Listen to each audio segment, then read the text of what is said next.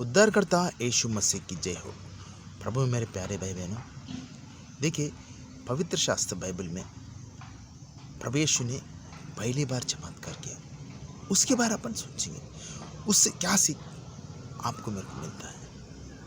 तो प्रियो, ये यूहन्ना सुसमाचार 2 अध्याय 2 पद से देखने को मिलता है।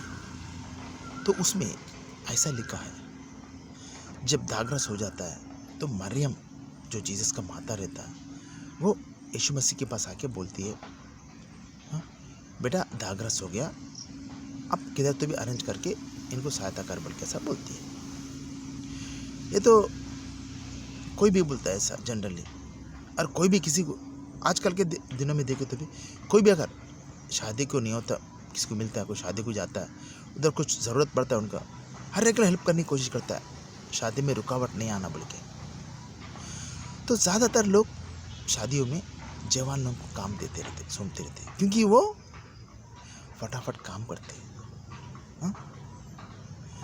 तो उस समय भी प्रभु यीशु ने परमेश्वर की दया से, इंसानों की दया से बढ़ते गया, ये वचन में लिखा है।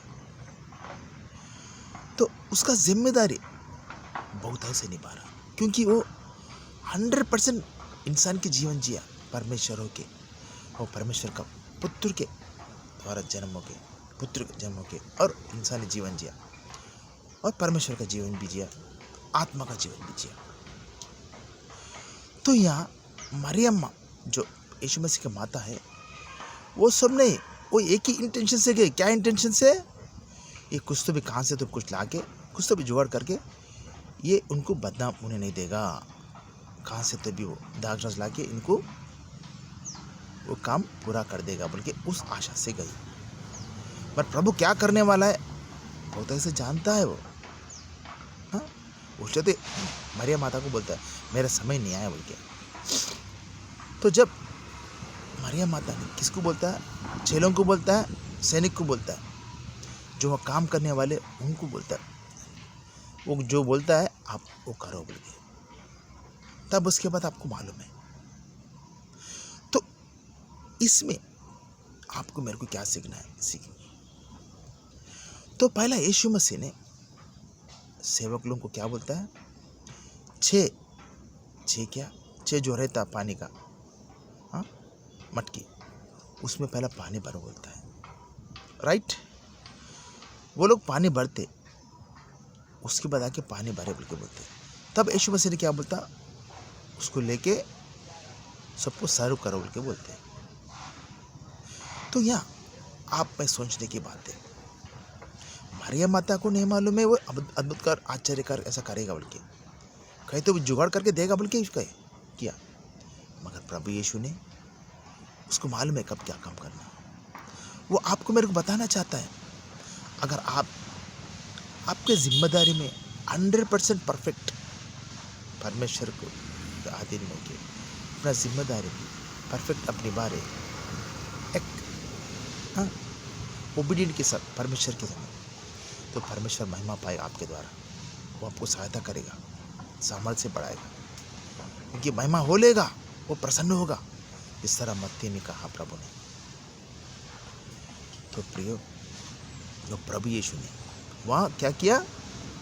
चमत्कार किया। वो चमत्कार से क्या होगा? प्रभु का नाम ऊंचा होगा, चेले उस पर विश्वास करने लगे। अगर आप भी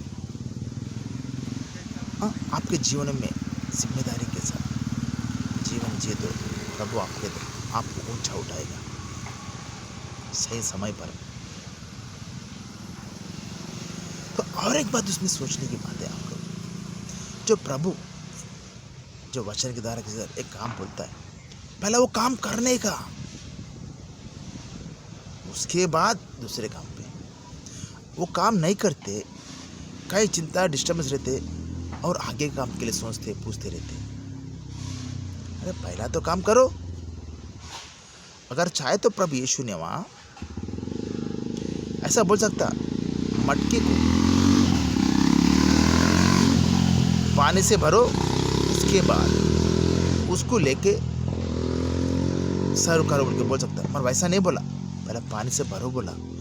बोलो वो काम किए बाद दूसरा काम बोला, अद्भुत कैसा होगा उनको नहीं मालूम, केवल प्रभु यीशु मसीह को मालूम। जो लेके जाके दिया ना उनको भी नहीं मालूम। प्रभु ने जाके दे के कुछ नहीं किया, मुंह से बोल दिया काम हो गया। वो प्रभु आपको मेरे को बताना चाहता है, क्योंकि बोला प्रभु इंसान जीवन कैसी तरह जीना, मैं जी के बता रहा हूँ, आप उसी तरह जियो। प्रभु में प्रियो, ये अद्भुत गिफ्ट है परमेश्वर जो क्रिएटर है आपका मेरे का बनाया हुआ है, यीशु मसीह को एक तोहफे के तौर आपको मेरे को दिया है। वो आप लेना चाहिए जिंदगी में, लेकिन उसके नाम में आप जीवन जियो, भरपूर जीवन जियो। आप भी 100% इंसान और 100% परमेश्वर की आत्मा का मंदिर बन के जीते, उसका महिमा के लिए जीते। वो प्रभु आपको उठाएगा, उसके महिमा के लिए, उसके राज्य के लिए उठाएगा, जरूर उठाएगा। अगर आप आपके जिम्मेदारी में ऊपर नीचे किसी को भी कोसते, अपने आप को कोसते, तो परमेश्वर का काम बहुत ऐसे नहीं हो पाएगा। जो भी आपके जिम्मेदारी में परफेक्ट काम करते, पहला जिम्मेदारी पहला परफेक्ट करो, तब वो प्रभु आपके द्वारा काम करेगा। अरे आपने संसारिक जीवन की जिम्मेदारी प्रॉपर सही तरीके से नहीं करते, प्रभु कैसा महिमा पाएगा आपको? आपके द्वारा अनेक को आकर्षित करना चाहता है। देखो मरियम को नहीं मालूम था चमत्कार करने वाला, बोल के चमत्कार कर दिया, चेले विश्वास किया। तो इतना ही नहीं है, अभी चेले विश्वास करके फिर भी ढाबा डोले थे, बहुत बार पीछे हटे। तो प्रभु में प्रियो, प्रभु पेशेंस से, समाधान से, धीरज से आपको उस समय पर चेलों को सिखाते गया इंसान जीवन कैसा जीना। वो जीते हुए उनको सिखाते हुए ट्रेन करते गया उनको, चेलों को। जब भी वचन पढ़ते सोच समझ के समझने की कोशिश करो। ऐसे दूसरे सब बुक पढ़ रहे बोल के ऐसा मत पढ़ो। वो जीवन का की है, अनंत जीवन का की है, वो शांति का की है, समाधान का की है, वो सबका की है, वो मार्ग है। इस संसार में कितने दिन हो रहता किसको पता नहीं है। एक दिन समय आएगा वो वचन उठा लिया जाएगा, मतलब बाइबल नहीं मिलेगा आपको। जो भी पढ़ के उसके मनों में दिलों में रखता है वही उसके राज्य के लिए काम कर सकता है, खुशी से, आनंद से, धैर्य से, हिम्मत से रह सकता है। प्रियो, अभी समय अपने आप को सुधार लीजिए, बदल लीजिए। आपके द्वारा कई आत्मा बचना चाहिए। क्या कर रहे आप? एक बार सोचो अपने आप। समय कम है, सहायता करने के लिए प्रभु रेडी है। सहायता लो, वो अद्भुत आश्चर्य काम करना चाहता है आपके द्वारा, उसकी ओर देखो। पास्टर कलीसिया को नहीं, परिस्थिति की ओर नहीं।